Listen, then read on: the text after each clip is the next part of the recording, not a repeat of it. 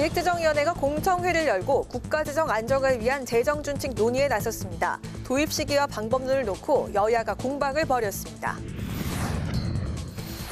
김기현 국민의힘 대표가 황교안 전 대표를 만나는 등 통합 행보에 속도를 내고 있습니다. 이재명 민주당 대표는 민생 행보를 이어가는 가운데 당 내용 수습에도 주력하고 있습니다. 여야가 참여하는 선거제 개편 관련 제1차 정책토론회가 내일 열립니다. 비례대표제 개편과 국회의원 정수 등에 대한 다양한 의견이 제시될 것으로 예상됩니다.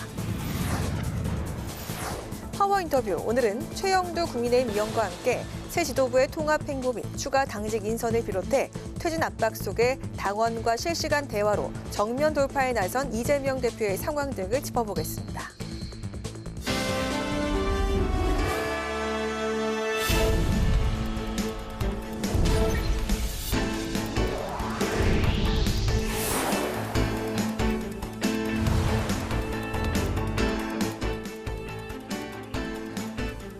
여러분 안녕하십니까? 3월 14일 화요일 국회 라이브 6 시작하겠습니다.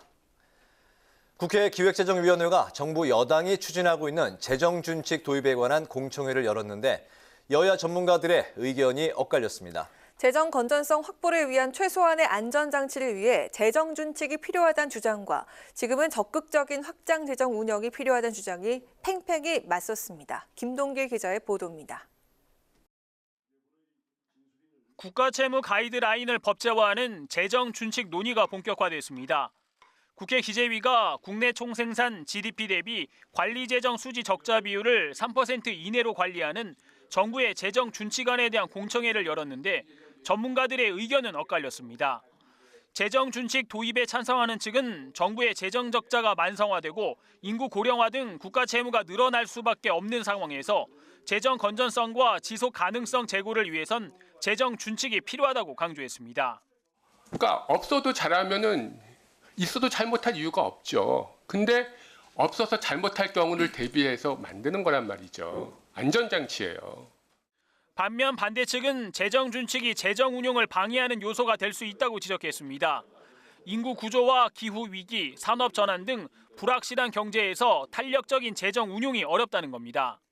사전에 고정된 수치로 이렇게 못 박는 식의 준칙은요, 불확실성에 큰 현실 경제에서 작동할 수 없다. 그 말씀을 저는 드리고 싶고요.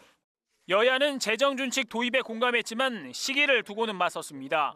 국민의힘은 지난 5년간 국가 채무가 400조 원 이상 늘어나는 등 국가 채무가 빠르게 증가하고 있어 재정준칙 도입이 시급하다고 주장한 반면 더불어민주당은 현재 우리나라의 재정 건전성이 유지되고 있고 복합적 경제 위기 상황에서 지금은 재정을 확대해야 할 때라며 급할 게 없다는 입장입니다. 하다못해 개인 가정들도 소비의 어떤 지출액에 실링을 두는데 국가에서조차 이런 것을 안 한다는 것은 좀 문제가 있지 않나.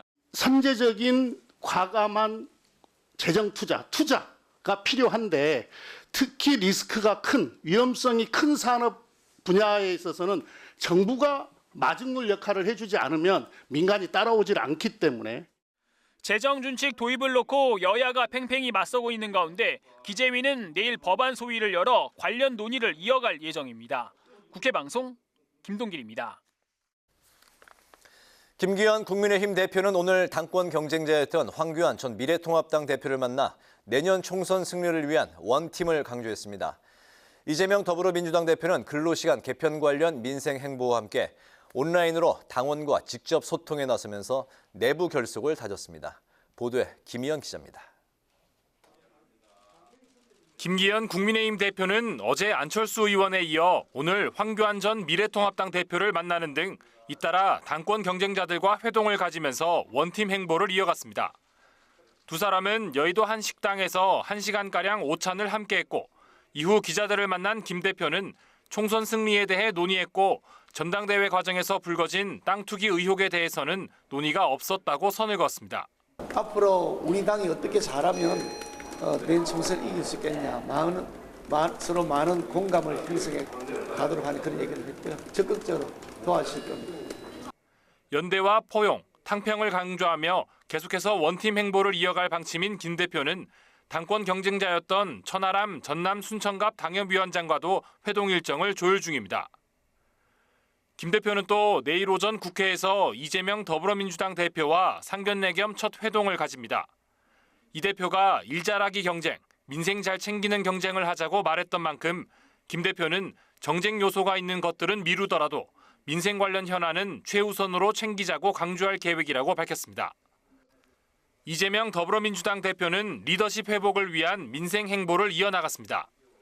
정부가 주당 최대 69시간 노동을 허용하는 근로시간 제도 개편을 추진 중인 가운데 이 대표는 IT 업계 노동자들과 간담회를 갖고 반대 입장을 분명히 했습니다. 법 개정이 필요한 영역에 관한하는 이 노동시간 연장, 주 69시간 도입이나 이런 것들은 결코 허용하지 않을 것입니다. 윤석열 대통령이 주 69시간 근로시간 개편안에 대해 보완 지시를 내려 다행이라면서도 앞으로 주 4.5일제를 추진하는 방안을 검토 중이라고 선을 그었습니다.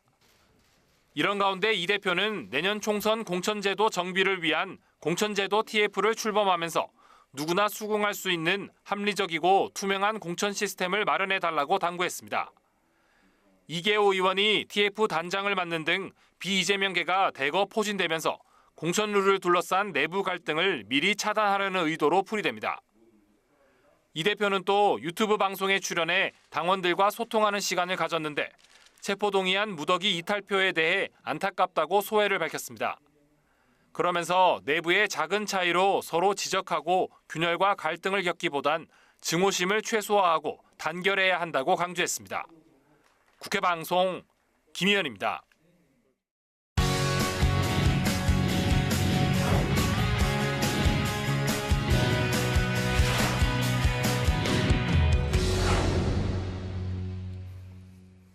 네, 여야 대표가 내일 상견례를 위한 첫 회동을 갖게 되는데요. 장정현 기자와 이와 관련해서 좀 더 자세히 짚어보겠습니다. 어서 오십시오. 안녕하세요. 네. 김기현 신임 대표가 신임 인사차 야당 대표를 방문하는 그런 형식이 되겠죠? 그렇습니다. 이 김 대표가 당선된 지 일주일 만에 이 여야 대표가 처음 얼굴을 마주하는 건데요. 네. 김 대표 측은 이재명 대표에게 14일에서 16일 사이 방문 의사를 전했는데 그 중간 날인 15일 내일로 결정됐습니다. 당대표 당선 직후 김기현 대표는 최대한 빠른 시일 안에 야당 지도부를 찾아가 여야 협치를 위해 노력하겠다고 한 바 있는데요. 김 대표는 지난주 이 대표 측근이 숨진 채 발견되자 과연 직무 수행을 하는 게 적합한지 심사숙고할 필요가 있다고 말해 사실상 이 대표를 압박하는 발언을 하기도 했습니다. 김 대표는 내일 회동에서 민생을 잘 챙기는 것을 먼저 하자는 말씀을 드리려고 한다고 말했는데요. 아무래도 양당 대표로서 공식적인 첫 회동인 만큼 이 대표의 각종 사법 리스크와 관련한 언급은 자제할 것으로 전망이 됩니다. 네, 여야 대표는 현재 당내 갈등부터 좀 봉합을 해야 되는 그런 숙제를 안고 있는 상황인데 먼저 국민의힘 상황부터 들여다보겠습니다. 김기현 대표가 그동안 강조해왔던 연포탕 행보 앞으로도 계속 쭉 이어지는 건가요? 네, 이 경선 과정에서 말씀하신 것처럼 김기현 대표는 연대 포용 탕평 이렇게 말을 줄여서 연포탕이라고 했는데요. 네. 김 대표가 어제 이 국민의힘 지명직 최고위원회 친유승민계 강대식 의원을 임명하면서 친유승민계를 끌어안는 연포탕 인사다 이런 평이 나왔습니다. 하지만 주요 당직은 여전히 친윤계 인사들로 채웠다는 지적은 피하지 못했고 이 당정 관계는 더욱 밀착되는 모습인데요. 어제 저녁 만찬 회동을 함께한 윤석열 대통령과 국민의힘 신임 지도부는 이 정기적 만남을 위해 월 2회 정도 정기 회동을 가지기로 의견을 모았고요.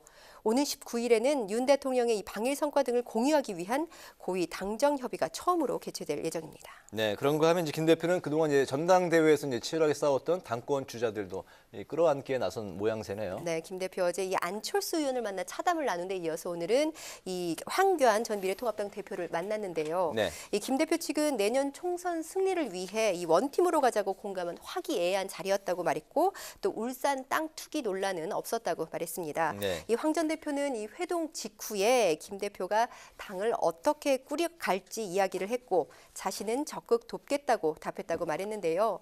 이 대여 투쟁까지 얘기했다가 기류가 바뀐 계기를 묻는 기자들의 질문에는 자신이 가는 길은 변함이 없지만 이 당대표 중심으로 당이 정상화되고 다시 일어나는 게 필요하다라고 밝혀 이 협력 의사를 내비쳤습니다.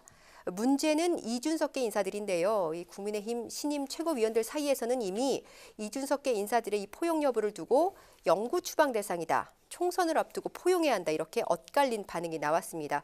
따라서 김 대표가 이준석계를 어떻게 받아들일지에 관심이 집중되는데 일단은 김 대표 이 당대표 선거에서 마주했던 이 천하람 전남 순천갑 이 당협위원장과 만남 일정을 조율 중인 것으로 알려졌습니다. 이 김 대표와 천 위원장의 회동 여부와 또 만난다면 회동 내용에 관심이 집중되는 상황인데요. 그런데 이 정작 이준석 전 대표는 자신의 SNS에 이 비상식의 품으로 모두 안으면 안 된다며 사실상 이 김 대표의 연포탕 행보에 부정적인 입장을 내비친 상태입니다. 그렇군요. 이번에 그 민주당 상황도 이제 살펴보죠. 민주당이 내년 총선을 위해서 이제 공천 TF를 이제 가동을 했는데 이재명 대표가 이제 본격적으로 당내 갈등 봉합에 뭐 나서고 있다 이런 이야기가 나오고 있죠. 네, 이 체포동의안 전국에서 불거진 이 비명계와의 이 갈등 수습 방안이라는 건데요. 네. 민주당이 이 총선 공천제도 TF를 띄우고 오늘 첫 회의를 가졌습니다. TF는 다음 달까지 이 내년 총선에 적용할 이 공정하고 투명한 공천제도를 만드는 게 목표인데 이 11명 위원 중에 친 이낙연계로 꼽히는 이계호 의원을 단장으로 비명계 인사가 9명, 친명계 인사가 2명으로 분류됩니다.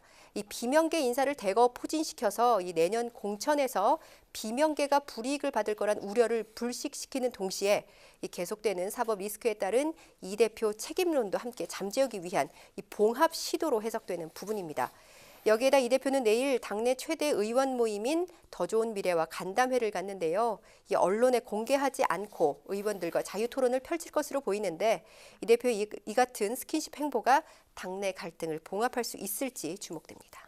그런 상황인데도 이제 이재명 대표 사퇴로는 계속해서 나오고 있네요. 네, 조응천 의원이 오늘 라디오 인터뷰를 통해서 이 선당 후사를 강조했습니다. 네. 이 선배 대표들은 당이 위기에 처했을 때 선당 후사 정치로 자신을 먼저 버렸다며 이 대표 퇴진을 촉구한 겁니다. 이 대표의 사법 리스크에 대해서도 이 발버둥 칠수록 빠져드는 개미 지옥 같은 상황이라며 당 상황을 우려했는데요. 이 반면에 정청래 최고위원은 역시 라디오 인터뷰에서 비명계 사이에서 이 대표 퇴진 움직임이 살짝 있었는데 별무소용이 되었다면서 지도부 퇴진 가능성을 일축했습니다. 이 비명계와 친명계 입장이 여전히 상반된 입장을 보였는데 잠시 숨고르기 하던 이 비명계 의원 모임인 민주당의 길도 오늘부터 다시 모임을 재개했고 이 박홍근 원내대표는 이 선수별로 의원들을 만나는 등 이 지도부 차원에서도 적극적인 이 소통 행보에 들어간 만큼 앞으로 민주당 내홍 상황이 어떻게 정리될지 좀 지켜봐야 할 것 같습니다. 네, 민주당의 길은 원래 이제 뭐 그 격주로 열리기로 한 그 예정된 시간에 오늘 열렸다고 이제 하죠.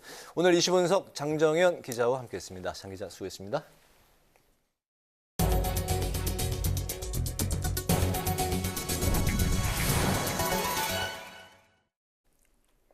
국민의힘과 더불어민주당이 오늘 16일 각각 의원총회를 열고 선거제도 개편과 관련한 당내 의견 수렴에 나섭니다. 여야는 각자 입장을 정리해 국회 전원위원회에 상정할 선거제 개편안을 도출할 예정인데요. 개편 논의가 급물살을 타기 시작했습니다. 보도에 임채원 기자입니다. 차기 국회의원 선거는 내년 4월 10일에 실시됩니다.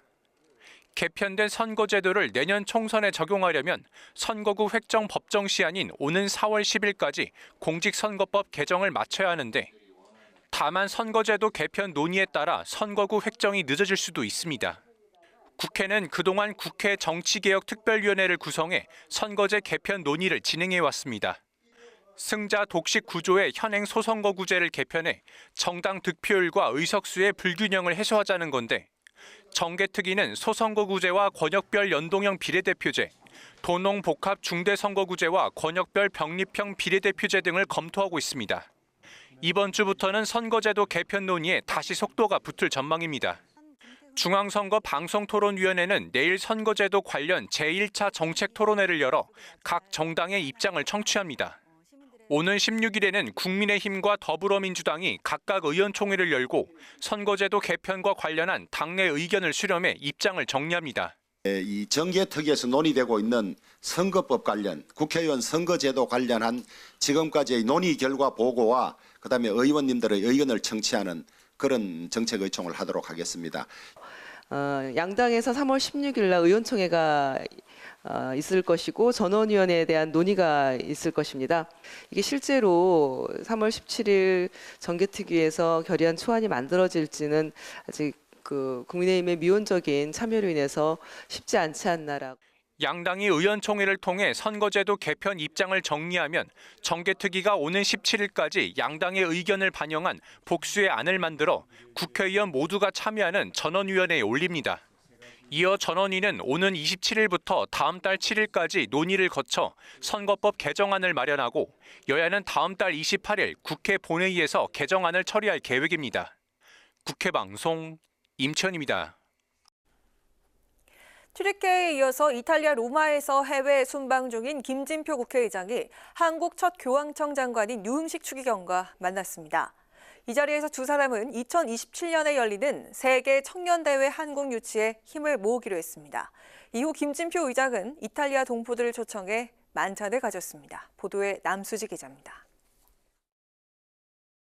해외 순방 중인 김진표 국회의장이 이탈리아 로마에서 한국인으로 역사상 4번째 추기경인 유흥식 추기경을 만나 오찬을 함께하며 환담을 나눴습니다. 유흥식 추기경은 교황청의 성직자성 장관을 맡고 있으며 성직자성은 전 세계 사제들의 모든 직무와 생활을 관리하는 교황청 부처입니다. 김 의장은 한국과 교황청의 수교 60주년을 축하하는 메시지를 전했습니다. 교황청이 우리하고 이제 정식 국교를 맺은 것은 올해가 60주년인데, 그러니까 그 전에 48년 대한민국이 건국하고 유엔의 단독 정부로 승인받을 때 가장 결정적인 역할을 해준 것이 교황청이래요. 그때가 이제 교황청과 우리 관계가 실질적으로 시작된 거니까. 유 추기경은 2027년에 열리는 세계 청년대회의 한국 유치를 위해 한국 가톨릭도 노력하고 있다며 국회에서도 힘을 모아달라고 김 의장에게 요청했습니다. 유 추기경은 특히 전 세계 가톨릭 청년들의 축제인 세계 청년대회의 주제를 평화 또는 순교자로 정해 대회 장소를 DMZ에서 개최하면 좋겠다는 뜻을 비췄고 김 의장은 국회 차원에서 지원을 아끼지 않겠다고 답변했습니다. 김 의장은 이탈리아 동포 초청 만찬 간담회도 열었습니다. 김 의장은 교민들이 코로나로 인한 관광객 감소 등 큰 어려운 고비를 잘 넘겼다며 노고를 견딘 것에 감사를 전한다고 말했습니다. 이제 코로나로 지난 3년간 어려움을 겪으면서 관광객이 크게 줄어들고 또 교민 사회도 큰 어려움을 겪으신 걸로 알고 있습니다만은 우리 한인회를 중심으로 해서 교민들이 잘 협력하시고 단결하셔서 그 어려운 고비를 잘 견뎌내 주셨다고 생각합니다. 김 의장은 동포들의 건의사항도 들었습니다. 교민들은 재외동포 사회에서 한글학교가 현지에서 한글을 전도하는 역할을 하는 등 매우 중요한데 매년 한글학교 예산은 감축되고 있다며 지원을 당부했습니다. 이에 김 의장은 외교부의 한글학교 지원 확대 요청을 하겠다고 강조했습니다. 김 의장은 교황청 국무원장, 이탈리아 하원 의장과 면담하고 이스라엘로 이동합니다. 국회방송 남수지입니다.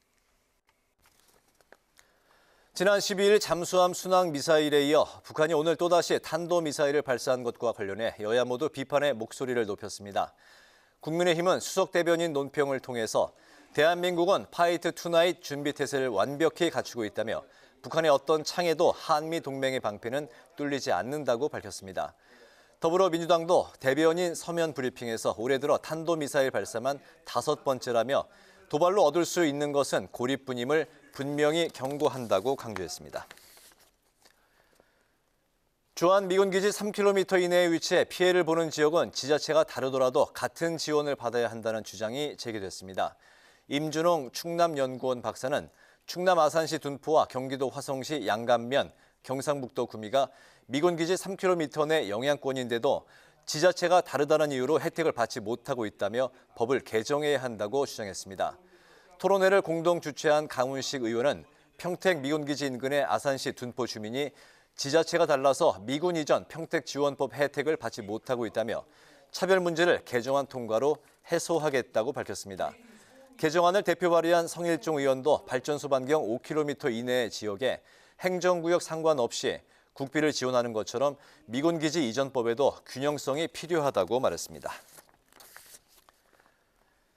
통신기술과 자동차의 융합을 기반으로 한 커넥티드 모빌리티 산업의 경쟁력 강화를 위해서 사이버 보안 점검과 소프트웨어 인력 양성에 대한 필요성이 제기됐습니다. 나승식 한국자동차연구원장은 자동차 사이버 해킹 건수가 급증하는 상황에서 개인정보 해킹을 넘어 차량 조작권 탈취로 인한 안전사고로 이어질 수 있다고 지적했습니다. 삼성전자 안길준 부사장은 조작된 데이터가 AI로 오작동할 수 있다며 클라우드 기술 확보와 보안 역량 강화를 위해서 관련 소프트웨어 인력 양성에 힘써야 한다고 밝혔습니다.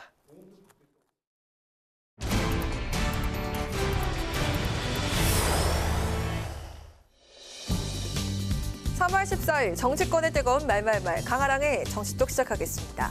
첫 번째 정치톡은 완전 연포탕입니다. 어제 주요 당직 인선이 있었잖아요. 네네. 근데 연포탕이 아니라 윤포탕이다, 장포탕이다. 저는 완전 연포탕인 것 같은데. 강대식 의원이라는 탕평 인사를 했다는 거, 저는 거기에 좀 방점을 찍고 싶고 연포탕의 의미가 좀 살아났다라고 자평을 하고 싶습니다. 예. 장해찬 국민의힘 청년 최고위원이 김기현 대표의 당직 인선에 대한 친윤독식 비판을 두고 연대 포용 탕평, 이른바 완전한 연포탕이라면서 반박하고 나선 건데요. 하지만 그야말로 완전한 연포탕의 완성을 위해선 이준석 전 대표 또한 품어야 하지 않느냐는 말이 나옵니다. 근데 연포탕 재료 왜 이준석께는 안 들어가는 겁니까? 그건 이준석 대표에게 달려 있고요. 품는다는 얘기하면 내가 달걀이냐 품캐라는 얘기도 하지 않습니까? 말 한마디 이렇게 꺼내는 게 좀 어렵습니다. 이처럼 이준석 전 대표의 향후 정치 행보에 대해 당내 다양한 의견이 나오고 있는 가운데 이준석 전 대표는 안철수만 안고 가라면서 목소리를 높였습니다. 한편 신임 최고위원으로 선출된 조수진 의원이 완전한 연포탕을 위한 조건을 이렇게 내걸었습니다.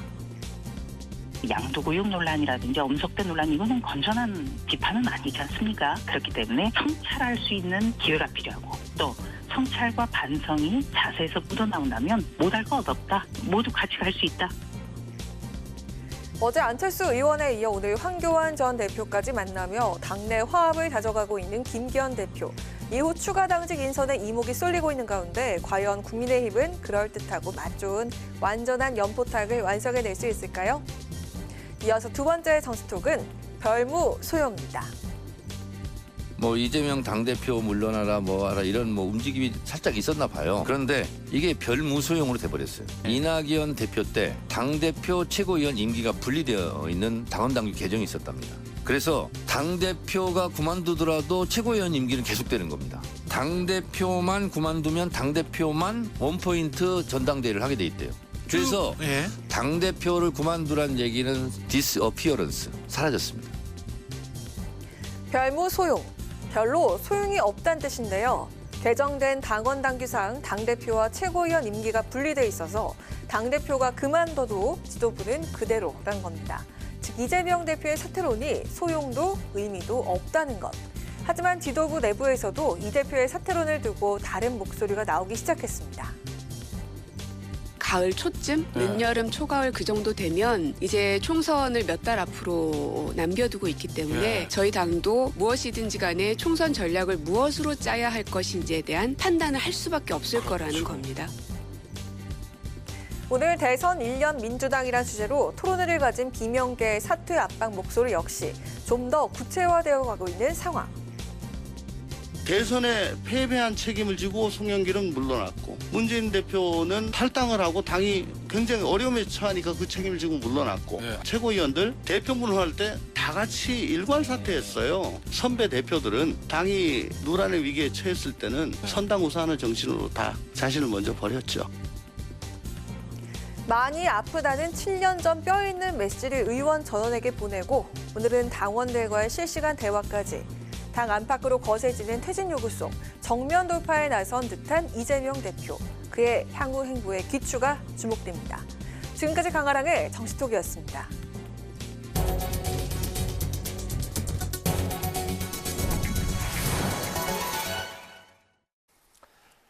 네, 이재명 대표의 사법 리스크에 이어서 측근의 사망 소식까지 겹치면서 책임론을 둘러싼 민주당 내홍이 더욱 커지고 있는 양상인데요. 비명계 일각에선 사퇴와 쇄신을 지속적으로 요구하고 있습니다. 신영대 더불어민주당 의원과 함께 관련 이야기 나눠보겠습니다. 의원님 안녕하십니까? 반갑습니다. 네, 안녕하세요. 신영대입니다. 네, 출연에 응해 주셔서 감사합니다. 조응천 의원이 오늘 당 대표를 지냈었던 문재인 전 대통령과 송영길 전 대표가 과거에 이제 사퇴했던 상황을 언급을 하면서 이재명 대표의 결단을 촉구하는 듯한 이제 발언을 했습니다. 과연 총선까지 이재명 대표 체제가 유지할 수 있을지 우려의 목소리가 이제 좀 커지고 있는 상황이네요. 어떻습니까? 결국은 조응천 의원님의 말씀도 그렇고 또 이재명 대표님을 지지하는 이런 의원님들 입장도 그렇고 결국은 총선 승리를 위해서 하시는 말씀인데요. 결국은 조응천 의원님이 총선 승리를 위해서 사법 리스크가 큰 이재명 대표가 사퇴하는 게 도움이 되겠다 이런 말씀이신 거고 또 다른 의원님들은 이재명 대표가 가장 국민들 지지를 크게 받고 있는데 우리 당내에서 이에 대해 사퇴하고 어떻게 선거를 치를 거냐 이런 우려도 있는 거거든요. 근데 제가 생각하는 것은 뭐냐면 아마 저희 169명의 국회의원들이 있는데 내년도 총선 승리에 가장 절박한 사람이 누굴까 생각해 보면 결국 이재명 대표라는 거죠. 그러면 이재명 대표가 총선 승리 위해서 내가 있어서 총선이 어렵다 하면 본인이 알아서 결단하실 거고 그럴 텐데 이게 이제 외부에 대고서 사퇴를 요구하고 또 이제 이재명 지지하는 의원님들 일부에서도 공천권 때문에 그런다 이렇게 또 비판하고 이런 것 자체는 별로 바람직한 모습은 아니라고 생각해요. 결국은 총선 승리를 위해서 당내에서 치열하게 토론하고 소통하는 과정은 필요하겠지만 공개적 방식으로 당대표의 퇴진을 요구한 형태랄지 또 당대표의 퇴진을 요구하는 의원들에 대해서 공천 때문에 저 사람들 그런다 이런 표현들은 자제할 필요가 있다고 생각합니다. 네. 네, 그리고 오늘 이재명 대표가 당원들과 실시간 라이브 대화에 나섰는데요. 이따른 악재에 대해서 정면 돌파하겠다. 그리고 책임론에 대해서 당원의 뜻으로 다시 우뚝 서겠다. 이런 의도라는 해석이 있는데 이거 어떻게 보십니까? 저는 이재명 대표께서 오늘 당원과 실시간 대화가 당에 좀 여러 가지 다른 의견들이 분출되는 상황에 대해서 당원의 뜻으로 이제 대응하겠다 이렇게는 해석하지 않고요. 결국은 현재 당에 좀 열성적인 지지자랄지 또 당내 의원님들에 대해서 어떤 공격이 있는 거랄지 이런 거에 대해서 좀 우려가 있으신 거고 결국은 이재명 대표가 유일하게 계속 반복해왔던 말씀 중 하나가 당의 통합과 단합이거든요. 그런 관점에서 오늘 당원과의 대화를 했던 거고 아마 당원 대화에서 제가 들어보니까 이런 말씀 하시더라고요. 우리 안에 차이가 아무리 크더라도 상대와의 국민의힘과의 차이만큼 크지 않다 이렇게 표현하신 걸로 봐서는 결과적으로는 우리 당이 좀 단합하고 통합하는데 우리 당원들 함께 하자 이런 취지의 말씀을 하시려고 오늘 당원과의 대화를 열었다 생각합니다. 네. 이번엔 국민의힘 상황과 관련한 질문을 드리겠습니다. 새 지도부 주요 당직의 친윤계 인사들이 이제 전면에 배치가 됐습니다. 민주당에서는 이번 여당의 당직 인선 어떻게 평가를 하실까요? 글쎄 저는 이제 이번에 당직 인선을 보면서 결국은 이제 전당대회 연장판이다 이렇게 생각이 들더라고요. 다 아시겠지만 대표 최고위 선거 과정에서 특히 대표 선거 과정에서 실제 본인과에 가까운 사람을 당선시키기 위해서 결국은 김기현 대표를 당선시키기 위해서 여러 가지 무리수를 뒀거든요. 저도 정치에 관심을 갖고 오래전부터 지켜봤던 사람인데요. 과거 권위주의 정권 시절이랄지 상기임 시대는 실제 대통령이 총재라는 걸 만들어서 같이 겸임을 했고 당의 대표는 총재 권한대행, 대표 권한대행 이런 정도로 당을 장악해서 이렇게 당 정간에 어떤 건강한 긴장감이 없이 거의 부속물처럼 당을 운영했거든요. 이번에 이제 당대표 선거를 보니까 룰까지 변경해가면서 또는 유력 후보를 흠집내서 주저앉히는 과정을 통해서 이번 지도부를 완전히 친윤 일색으로 만들었다고 생각해요. 그런데 이제 당직마저도 사무처 당직마저도 공천권을 행사하는 사무총장부터 여타 당직까지 대통령에 가까운 사람만 다 구성한 것 자체는 아마 향후에 아마 당내 분열의 어떤 조짐이 나타날 수 있을 거다 저는 이렇게 생각합니다. 네, 오늘 말씀 여기까지 듣겠습니다. 고맙습니다. 네, 감사합니다. 신영대 더불어민주당 의원과 이야기 나눠봤습니다.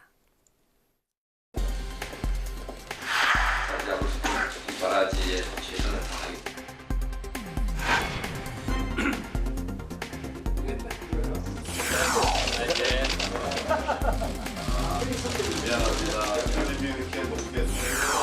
대통령께서 소속의원 전원을 이끌고 오히려 이런 디테일한 부분들은 이념적인 거죠. 그때 만약에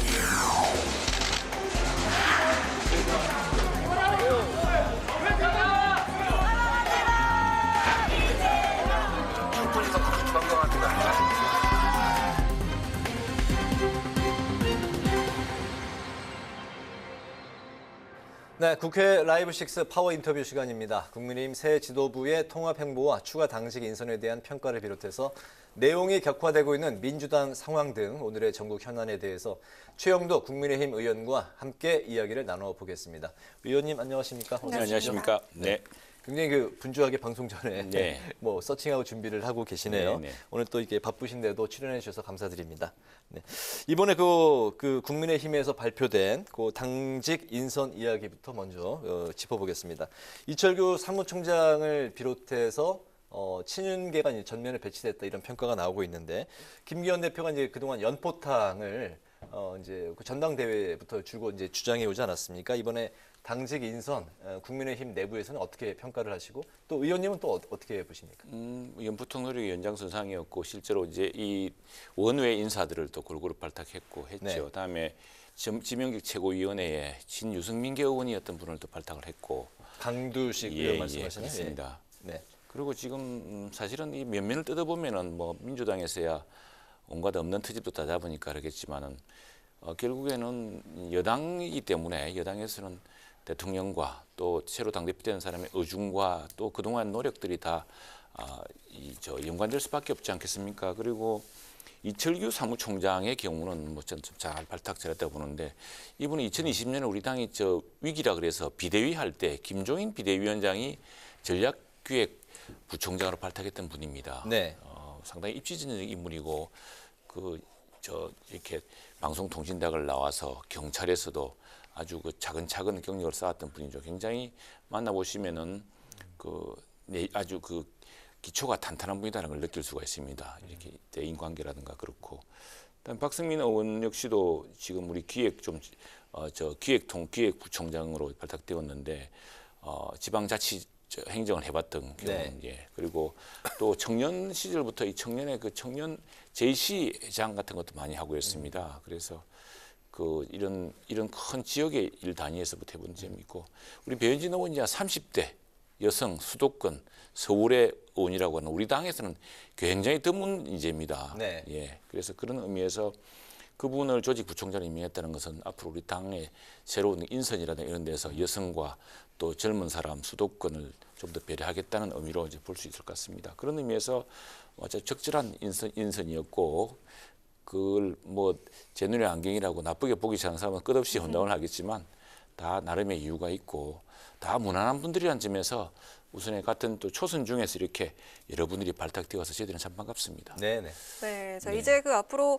당정 일체론이 본격적으로 힘을 그렇습니다. 받을 것 같은데요. 네, 또 예. 그리고 어제는 윤 대통령과 전 현직 지도부가 또 회동을 가졌습니다. 네. 앞으로 매달 2차례씩 정기 회동을 가질 거라고 하는데 어떤 네. 좀 긍정적인 효과가 있을까요? 좋은 일이죠. 왜냐하면 이제 대통령께서도 이제 당선 1년이 되었고 이제 5월 달부터 몇 달 되면 이제 취임 1주년이 됩니다. 이제 본격적으로 일을 해야 될 시점입니다. 네. 그동안에는 뭐 지방선거도 있었고 또 당 내용도 좀 있었습니다. 이런 것들이 대통령이라 정부에 일하는데 여러 걸림돌이 되고 또 아주 거대 야당 또 강경한 야당 또 아주 참 특별한 야당 대표 때문에 지금 국정이 상당히 좀 혼란스럽습니다. 제대로 가고 있는 게 없고 해서 걱정인데 이제 좀 경험 많고 또 이 시련 속에서 그 신념을 지켜온 김기현 대표 같은 분들도 당직도 단정이 되었기 때문에 당은 그렇습니다. 당은 굉장히 저만 하더라도 시장에서 여론을 아주 많이 듣거든요. 네. 여론을 듣게 되면 그 여론을 우리 당내에서 전파를 합니다. 공유를 하고. 그러나 정부는 또 다르거든요. 정부는 정책의 일관성이라든가 앞서와의 관계 이런 거 다른 것 때문에 국민의 여론을 아마 당보다는 좀 늦게 받아들이게 됩니다. 그래서 2차례 아니라 사실 매주라도 만나야 되는데 매주는 당정이라는 게 있습니다. 총리실과 함께 네. 장관과 우리 당 지도부가 만나는 이런 정책위가 만나는 당정 정책회의가 있으니까 2달 전에 2주 정도 만나서 자주 지금 민생의 문제, 경제의 문제, 시중에서 걱정하는 문제들 이런 문제를 전하고 또 대통령이나 우리 정부가 지금 하고자 하는 일인데 이 일이 우리 충분히 내막을 모르는 수가 많거든요. 그런 것들을 좀 설명을 들어서 더 나은 정책 또 더 나은 그런 대안을 마련할 수 있도록 그렇게 자주 만나는 건 좋은 일이죠. 알겠습니다. 또 어차피 당정은 일치일 수밖에 없고요. 여당은 정부 대통령과 여당이 가까워질 수밖에 없는 게 숙명이라고 생각합니다. 왜냐하면 다음 총선이 또 중간 평가라고 할 만큼 대통령이 잘해야 여당도 살고 네. 여당이 잘해야 대통령도 사는 그런 관계죠. 한간에서는 또 일정은 그 좀 긴장 관계, 건강한 뭐 견제와 균형도 필요하지 않냐 이런 말씀도 하신 그 부분은 좀 그렇죠. 어떻게 보실까요? 시끄럽게 하면 그게 여야 관계고 그거는 야당하고 대통령의 관계고 조용하면서도 정말 밀도 있게 또 지속적으로 하는 것이 그게 이제 당정 관계죠. 그게 정부와 여당 사이 관계 그래야죠. 아니 정부 여당이 저 야당 사람처럼 서로 싸우면은 그게 여당입니까? 야당이죠. 여당은 좀 더 책임감 있게 정부와 좀 더 밀도 있게 이야기할 수 있어야 되고 때로는 아주 중요한 결단은 정부의 결단을 촉구할 만큼 큰 책임을 감을 가지고서 해야죠. 당정일체라고 하면 이제 긴밀하고 신속하게 어떤 사안에 그렇습니다. 대해서 이제 정책을 펼칠 수 있다 이런 장점이 있을 것 같은데 가장 당면한 그 중요한 현안이 이제 바로 이제 1년 후 내년 4월 10일에 있을 그 총선 아니겠습니까? 당정의 일체가 되다 보면 대통령과 총선 결과, 대통령 지지율과 총선 결과가 같이 연동해서 나올 수 있지 않을까라는 이제 그런 추측들이 그렇습니다. 나오면서 만약에 그 대통령 지지율에 따라서 이렇게 나온다고 하면 일종의 그 좀 국민의힘 입장에서도 그런 부분은 좀 부담으로 작용할 수도 있지 않을까 그래서 생각이 대통령이 좋은 성과를 내도록 뒷받침하는 게 여당의 숙명이고요. 미국에서도 그렇지 않습니까? 미드텀이라 그럽니다. 이게 이제 미국 대통령 선거는 4년마다 있고 하원 선거는 이제 2년마다 있지 않습니까? 미국의 선거는. 그래서 2년마다는 이게 이제 다른 대통령 선거랑 겹칠 때도 있는데 중간에 건 중간 선거라고 대통령 중간 평가라고 그러지 않습니까? 우리나라도 그렇습니다. 우리나라도 대통령 선거 그러니까 역대 우리 총선을 보면은요. 대통령 선거 앞뒤에 있었던 총선은 거의 대통령 선거가 판박이었습니다. 그 판세 같은 게 선거 같은 게 그런데 이제 대통령 임기 중에 있는 이번 선거 같은 경우 내년 선거 같은 경우는 딱 중간 평가거든요. 그 대통령의 평가고 대통령을 후보로 추대해서 후보를 선출해서 그 대통령을 만든 여당이 다 책임져야 되고 또 대통령이 얼마나 리더십을 발휘해서 국정 현안을 잘 풀어내고 또 어려운 상황에서 국가 경제와 국가 안보를 얼마나 지켜내었느냐 이런 것들을 평가받는 것이기 때문에 뭐 이 국회의원 한 사람이 개개인이 잘해서 될 문제는 아니죠. 그렇기 때문에 정말 당정 간에 혼연일체가 되는 그런 팀워크가 필요하고 때로는 건전한 긴장관계로 이끌고 또 견인해내고 또 밀어주고 하는 그런 관계가 필요할 수밖에 없어요. 그것도 숙명입니다. 알겠습니다. 네. 또 김기현 대표가 그동안 또 안철수 의원에 이어서 황교안 전 대표를 만났습니다. 그리고 이제 그 천하람 위원장과도 회동이 예정이 돼 있는데 사실 그 완전한 연포탕을 끓이려면은 이준석 전 대표도 함께 가야 한다라는 의견도 있는데요. 앞으로 이준석 전 대표와는 어떻게 관계 설정이 이루어질까요? 그 관계가 또 뭐 당내에 있으니까 어떤 적절한 시기가 또 있겠죠. 그러나 이준석 대표는 이번에 지금 만나는 분들은 당대표 경선에서 경쟁하시던 분들이지 않습니까? 그분들 만나야 되는 것이고 그다음에 또 우리 당원들도 만나고 당의 여러 이제 그 분야별로 계속 만날 수밖에 없죠. 알겠습니다. 네, 알겠습니다.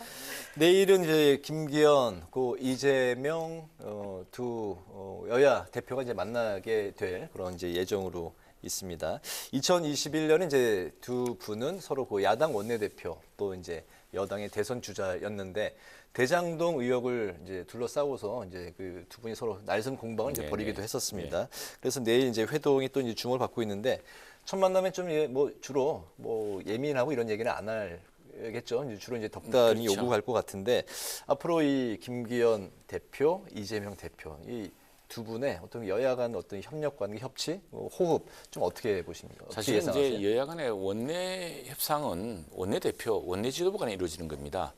당 대표 간에 이루어지는 것은 아니고요. 더구나 원내 지도부 간에 지금 원내 현안들이 있고 하기 때문에 그렇게 긴밀하게 이루어질 텐데 아마도 지금 민주당의 원내라는 것이 지금 민주당 당대표의 대표 사법 리스크 때문에 기능을 못하고 있지 않습니까? 그래서 과거 민주당이 다수당 또 여당 시절에 해왔던 정책을 지금 돌연 바꾸고 있습니다. 그것이 근데 뭐 노란봉투법이라든가 양국관리법이라든가 뭐 몇 가지 현안들이 있는데 그 다수당이고 여당일 때 당연히 그 판단이 있어서 미루거나 또는 제고했던 사안들을 지금 갑자기 바꾸고 있거든요. 그 원내 지도부나 원내에서의 상황 판단이 먹히는 게 아니라 당 대표가 어떤 판단에 따라서 지금 밀어가고 당기고 있는 겁니다. 그래서 아마도 그 여야 대표 간의 회동이 된다면은 정말 나라가 어렵고 경제가 어렵고 지금 뭐 이제 기정학이라고 있지 않습니까? 기술 전쟁도 심각하고 네. 또 글로벌 서플라이 체인의 변화, 또 러시아 우크라이나 침공 이후에 사태의 여러 악화들, 또 지금 북한의 도발 상황이라든가 또 경제도 계속 나빠지고 있지 않습니까? 그래서 정말 좀 실용적으로 또 이재명 대표가 결단을 해서 본인의 사법 리스크는 당당하게 법정에서 이렇게 해결하면 되는 문제고요. 정치는 그와 무관하게 정말 국가의 이익, 우리나라의 이익, 또 민생의 복리를 위해서 함께 해주는 그런 걸 아마 요청할 것이고 그런 걸 주문할 겁니다. 그리고 만일 이재명 당대표가 그런 문제에 대해서 흔쾌하게 정말 집권당을 해봤지 않습니까? 저 네. 집권당의 대통령 후보였습니다. 또 여당 시절에 성남지시장 또 경기도지사를 해봤기 때문에 행정이 무엇이 어려운지 잘 알지 않습니까? 그런 부분들을 이제 좀 큰 결심을 통해서 함께 소수 여당을 도와준다면은 그게 뭐 수없이 만나고 안 풀릴 문제가 어디 있겠습니까? 네. 네, 이재명 대표 이야기를 좀 해볼까 하는데요. 네, 네. 지금 겹악재인 상황입니다. 그 네, 사법 네. 리스크에 이어서 또 측근이 사망하는 일까지 벌어졌는데 오늘 그 당원들과 함께 실시간 대화를 했거든요. 혹시 바쁘셔서 보셨을지 모르겠는데 네. 보셨을까요? 저는 못 봤습니다. 그 내용이 이제 뭉치자, 단일 대우를 하자. 또 그리고 이런 말도 있습니다. 윤석열 대통령 밉지 않다 이런 얘기까지 남겼는데요. 자, 정면 돌파 행보로 보여지는데 이 행보에 대해서 혹시 어떻게 보시는지 저는 들어볼까요? 개인적으로 보면 이재명 대표도 잘못된 길을 가고 있고 민주당 전체를 굉장한 수령으로 끌고 가고 있다 생각을 합니다. 사실은 민주당 내부에서 걱정이 많았지 않습니까? 보통은 대통령 후보가 지면은 외국을 다녀오거나 이 정치에 거리를 둡니다. 그래서 좀 숨을 고르고 다시 쉬고 재충전하면서 일을 하는데 이건 뭐 다른 사람들은 다 절망감에 좌절했을 때 주식 투자부터 하고 또 전혀 뜻밖의 장소로 지역을 옮겨서 국회의원에 출마하고 또 많은 당원들이 걱정하는데 당대표가 사법 리스크를 지게 되면 당이 수렁에 빠지지 않겠나 걱정을 하는데도 당대표로 무리하게 도전해서 아무도 없는 상황에서 뭐 당대표로 해서 지금 가지고 있지 않습니까? 그리고 그 뒤로 일어나는 일련의 그 사망 사건을 보면은 정말 그건 보통 사람은 상상하기 힘든 일이거든요. 무슨 이유를 떠나서라도 다 이재명 대표랑 갖게 된 사람들입니다. 그래서 그런 문제들은 예컨대 최근에 있었던 체포 동의안 문제만 하더라도 우리 당의 옛날에 그 권성동 의원이나 이런 분들은 체포 동의안 뒤에 숨지 않고 그냥 갔습니다. 가서 영장실질심사를 받았거든요. 이게 바로 무슨 체포에 가는 게 아닙니다. 사법부가 영장을 해서 구속할 사유가 있는지를 다 물어봅니다. 그렇게 당당하면은 영장실질심사를 하면 더구나 지금 대법원이나 법원의 대부분의 인사들이 문재인 정부 때 다 임명한 대법원장 아래서 이루어지고 있지 않습니까? 그래서 그렇게 당당하게 해서 간단하게 끝낼 문제를 온 당을 동원해서 방탄국회를 만들고 지금 온 정치적인 갈등을 다 동원해가지고 이 분열을 만드는 그런 상황이 안타까운데 이 사법 리스크 문제는 당당하게 본인이 과거 우리 당 의원들이 권성동 의원이 했던 것처럼 재판을 받아서 스스로 결백을 증명하면 되는 문제고요. 그걸 전체를 당을 끌고 가고 또는 지지자들을 다 결집시켜서 막아내려고 하는 것은 우리나라를 더욱 어렵게 하고 이재명 대표로서도 썩 바람직하지 않은 더 큰 부담을 지고 가는 거 아닌가 싶습니다. 네. 이번 질문은 그 선거제 개편안과 이제 관련한 질문인데요. 그 모레죠. 이제 16일에 그 열리는 의원총회에서 여야가 이제 의견을 수렴을 하기로 했습니다. 그래서 이제 정개특위에 제출을 하는 건가요? 네. 그렇지만 사실 실제 이제 의원들끼리의 이해관계가 첨예하게 이제 갈리는 부분들이 있고 당장 이제 공천 문제에서부터 많은 쉽지 않은 문제들이 있을 것 같습니다. 이 선거제 개편과 관련해서 국민의힘은 모레 있을 의원총회에서 당론이 좀 어떻게 좀 집중이 되고 있는 그런 부분들이 있습니까? 지금 우리 사실 이 부분에 대해서는 대통령께서 연초에 기자 인터뷰에서 신년 인터뷰에서 중대선거구의 도농복합형을 밝힌 적이 있습니다. 근데 그건 무슨 사실은 정치권의 일이기 때문에 대통령이 이런 문제에 대해서 여러 가지 깊은 이야기를 한다는 것 자체가 오히려 오해를 부를 수 있기 때문에 자제하면서도 언론의 질문에 오랫동안의 소신이었고요. 지난번 대통령 후보 선거 때도 후보 토론 때도 계속 그렇게 이야기해 왔습니다. 마침 지금 트리키예의 믹타 국회의장 회담 중진국 5개국이죠. 믹타라면 멕시코, 인도네시아, 다음에 트리키예, 코리아, 호주 해서 믹타 5개국인데 이 중진국 그 미들 파워죠. 중견국가입니다. 중견국가 5개 국회의장이 세계 평화와 공동의 번영을 위한 논의를 하는 자리가 이어지고 있는데 뭐 개인적으로는 정의화 국회의장 때 제가 국회 대변인 때 출범한 회의여서 참 뜻이 깊습니다. 네. 지금 거기 가 계신데 거기 가 계신 국회의장이 저한테 하고 우리 정개특위 위원들한테 친전을 다 보내셨어요. 오늘 또 문자까지 보냈습니다. 그래서 이제 국회의장이 참 이 문제에 대해서는 굉장히 큰 사명감을 갖고 계신 것 같아요. 왜 국회가 이렇게 불신받고 국회가 이렇게 어려운 국정을 푸는 어떤 갈등의 트러블 슈터가 아니라 트러블 메이커가 되고 있느냐. 이게 지금 사실은 국회에 대한 국민의 신뢰가 검찰보다 훨씬 낮습니다. 우리 국회는 맨날 검찰 욕하고 하지만 특히 민주당은. 그러나 검찰을 더 신뢰를 합니다. 그 정도로 국회가 불신받게 된 원인은 무엇이냐. 이건 엄청난 사표를 발생시키는 현행의 선거제도다. 소선거구제도다. 그래서 어제 국회의장께서 거기에 지금 논의를 모아야 될 시점이다. 또 국회의장이 일정을 제시했습니다. 원래 선거제도가 선거 1년 전에는 이제 바뀌어야 되거든요. 확정이 돼야 되거든요. 그게 이제 임박했기 때문에 3월 말에 전원위원회를 해서 며칠 동안 좀 정말 끝장 토론을 한번 하자 이렇게 제안을 한 바 있고 양당 원내대표가 거기에 동의를 했거든요. 그래서 다음 주 23일 날 전원위원회 구성을 위한 본회의가 열립니다. 이를 앞두고 이제 여야 양당에서 자 전원위원회 가면은 우리는 어떤 이야기를 할 것이냐, 선거법 논의는 어떻게 돼가고 있느냐, 그리고 또 우리 당은 그동안 전당대 한다고 조금 이 문제에 대해서 깊이 천착하지 못한 점이 있고 민주당 내에서도 뭐 정개특위 위원과 또 선거법 개정안을 냈던 좀 개혁적인 의원들은 관심이 있지만 일반 의원들은 사실 잘 모르는 것도 많습니다. 그래서 내일 모레죠. 모레의 양당의 정책의총에서 자 의원들이 궁금한 거, 또 그동안 정개특위에서 논의해온 거, 그다음에 정치개혁, 통합 우리 혁신을 위한 의원 모임 한 150명 지금 참여하고 있습니다만 거기서 논의한 내용을 서로 소개해서 결국에는 이제 이런 득표율과 의석수의 격차, 그리고 수많은 사표, 절반 이상의 국민이 투표한 사람이 국회의원이 안 되거든요. 이건 참 큰 문제입니다. 사표가 그렇게 많다는 것은. 그래서 그렇게 절망적인 투표 제도를, 선거 제도를 어떻게 바꿀 것이냐에 대한 방안이 크게 있습니다. 비례대표를 내리는 방법이 하나 있고 또 중대선거구제를 통해서 대도시의 인구 밀집 지역에서는 여러 명의 의원을 뽑음으로써 비례성을 높이는 방법도 있고 그런 몇 가지 방안을 둘러싸고서 여야가 의견의 접점을 모아 나갈 겁니다. 비례성과 이제 대표성을 그렇습니다. 이제 확보하고 높이는 게 이제 핵심 내용이 되겠군요. 그렇습니다. 알겠습니다. 오늘 국회 라이브 6 파워 인터뷰 지금까지 국민의힘 최영두 의원과 함께 국민의힘 새 지도부 통합 행보를 비롯해서 책임론 정면 돌파에 나선 이재명 대표의 상황 등을 살펴봤습니다. 의원님 오늘 말씀 잘 들었습니다. 감사합니다. 고맙습니다. 감사합니다. 오늘 국회 라이브 6는 여기까지입니다. 시청해주신 여러분 고맙습니다.